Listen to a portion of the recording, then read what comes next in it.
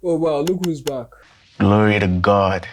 Hallelujah. I might have been a little bit inconsistent lately, but I was caught up in this project I was working on and I just dropped it yesterday. So if you haven't checked it out, I'll link it down below. It's a pretty cool edit. I did some really cool Blender cinematics in there. You might like it. Let me just cut straight to the point. 3 weeks ago or so, I posted this video transitioning from real life into 3D space animation using Element 3D. And whilst I was working on it, I stumbled upon this thing that I wish I had known a lot earlier. And it has something to do with reflections. As you know, sometimes reflections in Element 3D can be quite tricky. I don't know, reflections, sometimes you might want a reflection to show in the eye of a character or something, and sometimes it's tricky by just putting the 3D objects in front. So this can really help you out. And let's just switch over to my PC. Before we switch over, I have to do my cool intro. And so my name is Alambe Nomadi. I'm a video editor, visual effects artist, and 3D artist from Lagos, Nigeria. And let's switch over to my PC. Okay, so now we're in Adobe After Effects. This is a project for the video that I want to use for this case study. So before we get into this hack, I want to quickly explain something to you. So now this is the project. In order to pull this project off, I had three different scenes that were differently arranged. Now the very first scene had my character and the rock, like the destroyed planet there. The second scene had just my character alone, and there's a reason why. It's to speed up render time. Since I was moving on this scene, since I was using camera angles that involved focusing on the character alone, I removed the rock from there. Although you can see the reflection, the rock is not actually there. There's no rock there, and I'll show you how I pull this off. Then the third scene had just the rock alone, and this is the fastest of the three because the character was an OBJ sequence, and OBJ sequences, like heavily detailed OBJ sequences, will slow down your renders. So having just the rock alone, where I could focus on getting B-roll from the rocks, made it a lot faster. Okay, so now for this demonstration, I'm going to be showing you from the perspective of when I had camera angles on my character. So basically, let me show you from here. You can see the reflection in his eyes, but there's nothing in front of him, and this saves a lot of render time. And to top that, even if I did have the space scene in front of him, the space rocks, this reflection would not be this accurate because it's just going to be very difficult to make it this accurate, and I'm going to show you how I pull this off. So let me go straight into the Element 3D setup so you can see. Right off the bat, I'll just show you everything I have in here. This first folder has like my character and the reflection plane I'm using, which is what I'm going to teach you how to do. Then the first one is the one that has the rock scene, but I'm not using it, so I turned it off. And the third one is the dome, which is kind of like a 360 sky reflection map, which you need to, if you don't know how to do this, you need to watch Magnet VFX's video on this. It's very, very useful. I will link it down so you can follow it. It's very useful. It's something you should know how to do if you use Element 3D. Then this one is just a folder for what I used to do 3D stars in the background. They were barely noticeable, but yeah. So in this scene now, I have this character. And yeah, how I stumbled upon this idea that I came up with was that in the tutorial, Magnet VFX was showing you how he did his reflection on the astronauts, like the glass in front of the stuff in the astronaut outfit, and it was like he created another scene and put the animated character there. Then he used an environment map of a screenshot of a rendered POV of the space rock, and then use that as an environment map in front of the character to get the reflection. But in a scenario, if I were to turn this off, but in a scenario where this character, where I have where if I were to use this, in a scenario where I use this, and then I go to the character, let me change the frame that's showing so that I can show you what I mean. Okay, so now the issue I had with this was that I didn't have full control of the reflection in the eyes like this, and another problem, especially in terms of the size of the reflection, and another problem is that it dramatically, oh my god, And another problem was that it dramatically changed the lighting of my scene. I was using the previous one, environment map for my lighting, but by putting this one in the scene in order to use as a reflection, I was losing the lighting I was getting from this environment map. So I thought, how can I counter this? What if I create a plane, okay, and have that plane in front of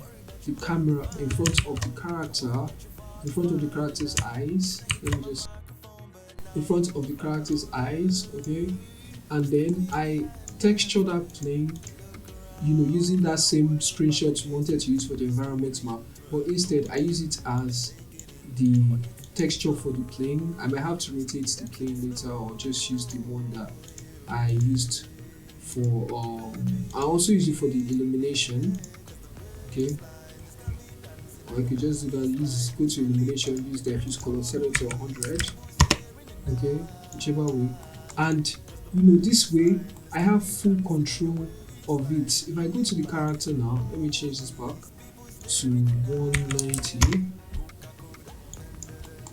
You notice that I can see the reflection in front of the character's eye better, and not only that, I have full control of it. If I were to move this like back or forward, you would see it changing in real time. Give me a second. Let me take this back like this and bring this down like this, and you can see just how much cooler it is to use a plane for this reflection instead. And if you now notice something, if I were to, the back of the plane is not showing because I have by default it turns off back faces. So you just go down here and go to the material property and select draw back face, and you see the back face. But now the issue with this now is that this plane would show in front of the camera. So how do I tackle that? And let me just quickly change the parameters of this plane like this, so it feels more like that widescreen look.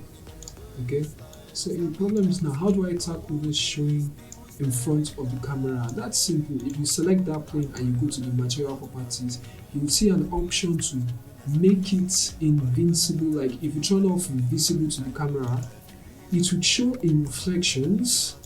It would still cast shadows if it is blocking a light source. It can receive shadows. I should probably turn that off, but then you won't be able to see it in the camera. So it's basically an invisible 3D object, but it is visible to other 3D objects.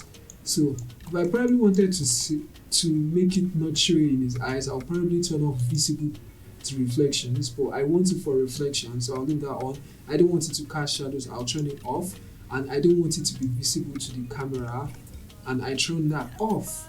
So let me just turn this one off and use the one that I made initially.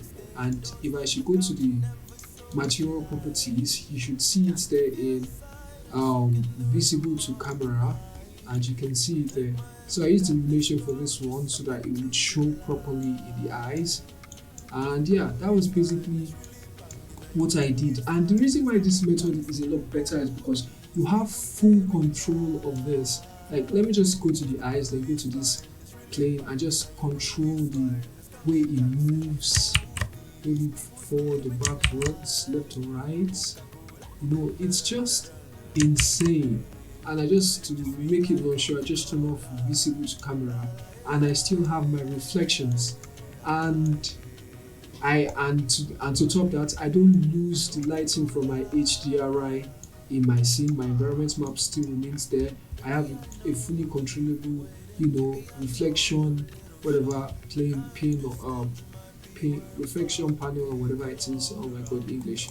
Okay, so yeah, that's just basically the hack I wanted to show you. Give me a second to recall my thoughts so that I can add whatever I need to add now. Okay, and another advantage of this is that it's in the same group with your character. So once you set your character skill, everything you do outside of this element 3D scene setup would affect the both of them. If you animate the position, all of that, it will affect the both of them. And to top that, you could add this reflection panel to a auxiliary animation channel. meaning that you can now animate it irrespective of these characters, irrespective of this group. This is group 4. Irrespective of whatever you do to group 4, maybe you animate it back or forth, you could put that panel in an auxiliary animation and add extra animation control to it. If you use Element 3D, you should know. I don't need to explain an auxiliary animation panel.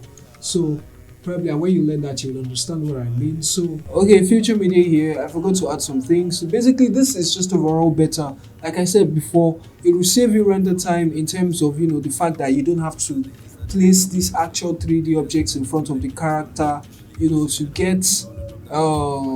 to get the reflections well. Or the object can still be there, it depends, but this adding this reflection doesn't add like slow down your computer. So it's overall better. In the scenario where the character is moving around, instead of using an image, you could just place a 3D camera outside of the Element 3D's scene setup and have that 3D camera animate and follow the paths that the character or whatever you want to get the reflection on is going to be passing through. And so once you get that, and in that point of view of the parts that the character is going to pass through, you can now render that as a separate animation and then bring it back into the scene on that image plane and just place it in front of the character, and you can just get the accurate reflection in front of the eyes or on the object you're trying to get reflections on. I don't know if you understand what I mean. Like I said, if you don't understand anything or if you're confused at a certain point,